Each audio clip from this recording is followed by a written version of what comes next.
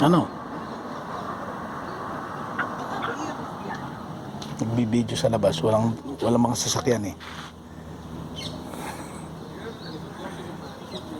Bakit? Eh, siyempre, yung isang cellphone. Oh, holiday. Happy New Year. Bagong taon dito sa Israel. Walang sasakyan masyado. Busy ang mga tao sa pagtulog.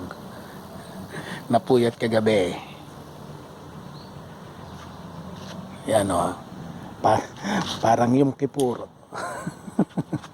Walang tao.